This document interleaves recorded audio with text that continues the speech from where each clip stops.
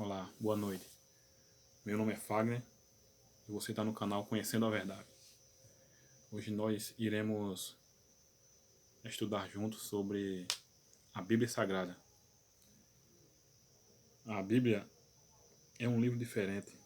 Na verdade, trata-se de uma pequena biblioteca composta de 66 livros, escrito por cerca de 40 autores das mais variadas culturas, origem e ocupações, durante um período de 1600 anos.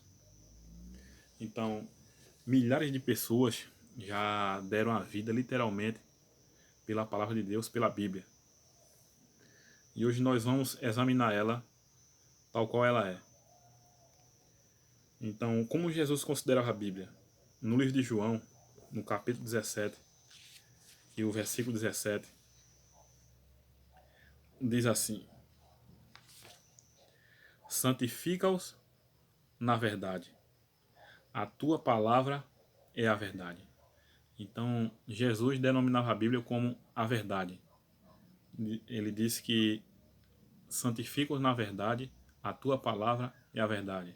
Então a palavra de Deus, a Bíblia, Jesus considerava como a verdade. Que benefícios recebe o estudante da Bíblia? Que benefício? Aqui diz o seguinte, em João 5,39, vai dizer o seguinte: examinais as Escrituras, pois julgaste nela a vida eterna. Então, o próprio Senhor Jesus, ele disse que era para a gente examinar as Escrituras. Não ler, mas examinar, ou seja, estudar com afinco, saber o que Deus quer falar conosco, com humildade e sinceridade no coração. Então, nós devemos examinar as Escrituras, porque não é uma placa de igreja que vai levar você para o céu, e sim você conhecendo a Jesus Cristo, porque Jesus Cristo, ele é o caminho, a verdade e a vida. Então, você tem que estudar a Bíblia, examinar com afinco.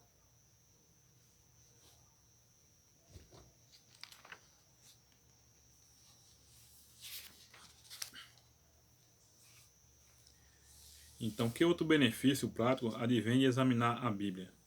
Além de você ir para a vida eterna, você ter o conhecimento de ter a vida eterna, que é o Senhor Jesus Cristo, a Bíblia em João capítulo 8, 32, diz que a verdade nos liberta. Diz assim: e conhecereis a verdade, e a verdade vos libertará. Então, se você conhecer a verdade, que é a palavra de Deus, ela vai lhe libertar. Ela vai libertar você do vício, das drogas, vai libertar você de todos os vícios, todos os males, de tudo que acontece aí fora no mundo.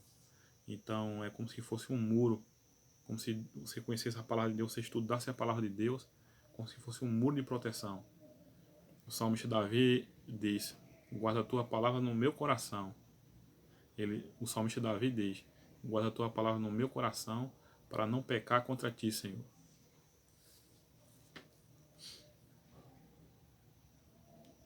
Então, quem dirigiu os profetas ao escreverem a Bíblia? Em 2 Pedro 1,21, diz o seguinte: homens santos falaram da parte de Deus, movido pelo Espírito Santo. Então, homens santos, ou seja, Deus separou homens e mulheres para, movido pelo Espírito Santo, para escrever a Bíblia Sagrada. E a Bíblia, ela não se contradiz em nenhum ponto, quando você estuda ela com humildade, com sinceridade.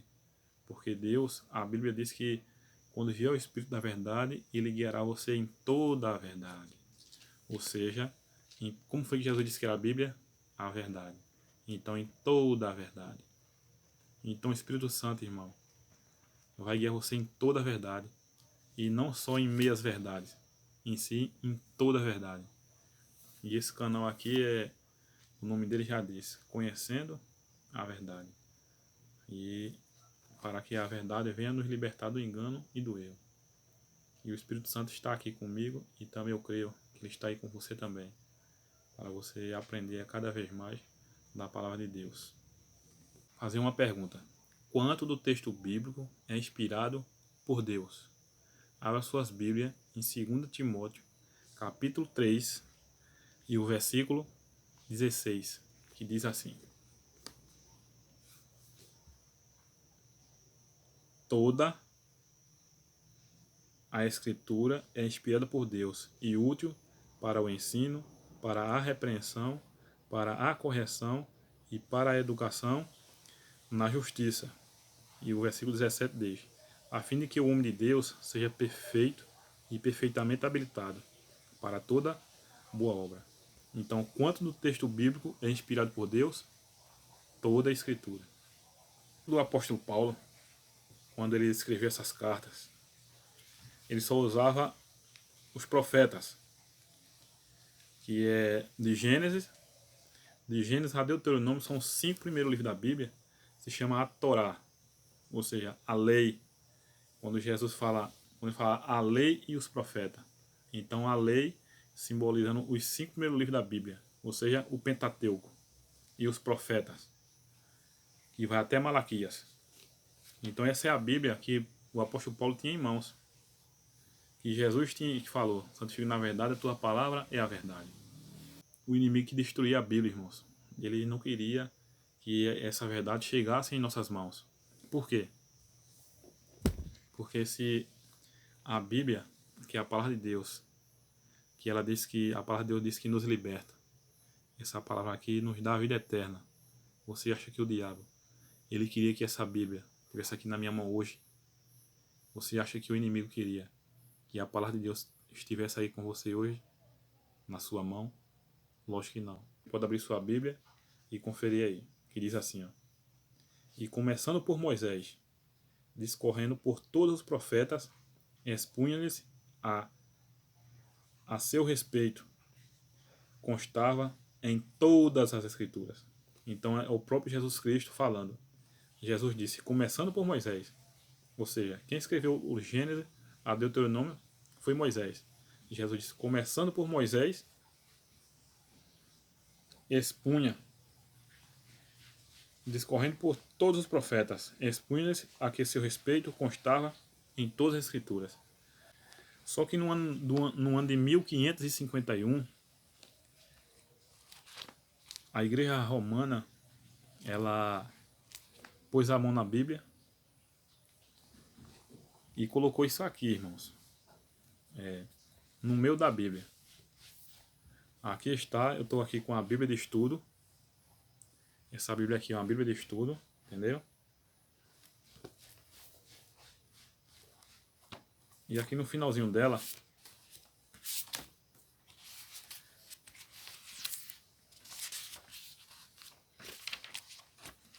tem umas curiosidades.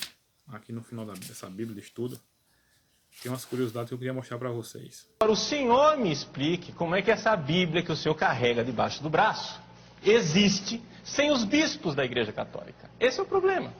Por quê? Porque esse pessoal protestante acha que a Bíblia caiu do céu de paraquedas com zíper e tudo, né? Eles acham. Por quê?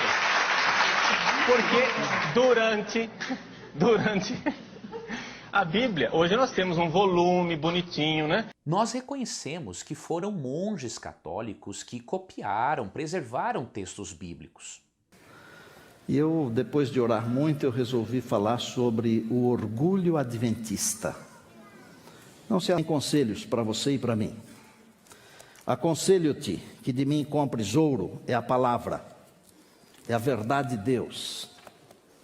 Olha, infelizmente, tudo aquilo que o homem coloca a mão, ele estraga, ele macula, tudo. O homem colocou a mão na Bíblia, ele maculou a Bíblia. Eu creio piamente, plenamente na inerrância da Bíblia. Mas o homem pôs a mão, ele estragou. Quer que eu prove? Eu preguei para vocês aqui Lucas 23, 43, não faz muito tempo. Jesus disse, estarás comigo no paraíso. O homem pôs a mão, E o homem traduziu como: em verdade te digo que hoje estarás comigo no paraíso. Vou dizer para você o seguinte: a mesma mentira que o diabo inventou no jardim do Éden, alguém colocou nesse verso. Porque Jesus disse que Ele é o caminho, a verdade e a vida. Ele não mente, e Ele não foi para o céu na sexta-feira. Como é que alguém pode dizer que Ele levou o ladrão para o céu na sexta-feira? Está claro isso? E um dia desses, numa de nossas instituições, lançaram a nova Bíblia da Sociedade Bíblica Brasileira, a tradução de João Ferreira de Almeida, que é a que eu uso, só que essa é a antiga, mas a nova versão, revista e atualizada. E alguém fez a pergunta: por que que continua dizendo em verdade te digo que hoje? O indivíduo que foi lá explicar não explicou nada. Ninguém dos nossos se levantou para dizer: isso aqui está errado, porque Jesus não mente. Dá para você entender o que eu estou querendo dizer? Que o diabo está tentando dizer que Jesus é mentiroso na Bíblia. Captou? Cuidado com tudo que o homem põe a mão. Nos causa mornidão. E onde que mexe primeiro? Na vida espiritual. O Senhor está dizendo para eu comprar ouro dele, que é a verdade, é o Senhor Jesus, é a palavra. Ele está dizendo para eu comprar colírio, para tentar enxergar o momento que eu estou vivendo. E vou dizer para você o seguinte: o momento é crítico. Se vocês dá para perceber aí, onde eu marquei, tá marcadinho aí, tá vendo? Olha o que diz aqui nessa vez toda. Diz aqui, ó. Canonização, capítulos e versículos. Para os católicos, canonização é o processo de santificação de uma pessoa, mas na realidade é a maneira pela qual foram reunidos e selecionados os livros da Bíblia. Por isso que chama o cânon bíblico. Diz aqui, ó, esses livros eram feitos em rolos separados, pois os escritores bíblicos não tinham preocupação didática de colocar capítulo e versículo. Primeiro ponto. A Bíblia, ela foi escrita em rolos, ou seja, em pergaminhos. Não existia nem capítulo e nem versículo. Ele escrevia, os profetas escreviam nos pergaminhos, e não tinha capítulo e nem versículos. Diz mais. Posteriormente, a Bíblia foi dividida em capítulos por Eutálio Diácono, de Alexandria, 459 d.C., e mais tarde por Lanfron Estevão Langton e Hugo de Saint, no século XI a XIII. Após a divisão, Robert Stephan. Esse Robert Stephan é um famoso impressor francês. Esse Robert Stefano era um católico, um monge católico. O que ele fez? Ele subdividiu a Bíblia em um Antigo Testamento, em 1543 versículos, e o Novo Testamento, influenciado pelo trabalho dos maçoretas. Então, Roberto Stefano, ele dividiu a Bíblia em Antigo e Novo Testamento, no ano de 1551. Vou mostrar aqui a data para vocês. Não sei se dá para vocês verem daí. Tá aqui. Aqui onde tá meu dedo.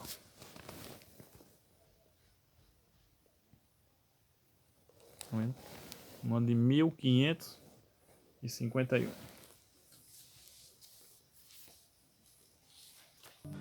O erro e a verdade se misturaram de um tal jeito assim que precisa desembaralhar. A gente já não sabe mais o que é uma coisa e o que é outra. Então, irmãos, a Bíblia chegou em nossas mãos. Ela chegou assim, com um livrinho assim, ó, toda bonitinha, encadernada, bonitinha, mas ela não era assim. Ela era em rolo e em pergaminho. Você acha que a Bíblia caiu do céu? Caiu do céu com zíper e tudo? Claro que não. Pessoas mexeram, maculou a Bíblia. E colocar essa parte aqui, irmãos, olha. Essa parte aqui, ó. esse nome aí. Antigo Testamento. Isso aqui em branco. Tá vendo? Você tem Bíblia, você pode pegar a sua Bíblia. Então isso aqui foi posto no ano 1551. Antigo Testamento. E esse aqui, ó. O nominho Novo Testamento.